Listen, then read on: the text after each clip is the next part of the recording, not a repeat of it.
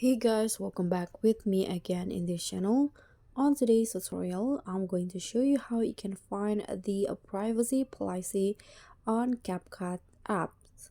So here I've already on the CapCut apps on my phone, and to find the privacy policy, you can just click on the gear icon at the top to go to the CapCut settings. This one on the right corner, click on that, and here there is privacy policy that you can click.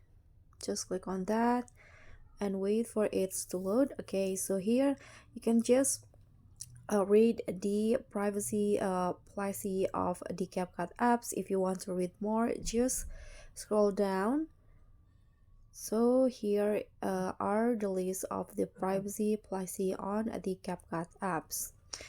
Okay, so that's all from me. Thank you so much for watching. Don't forget to like, comment, and subscribe, and also click on the thanks. Bye.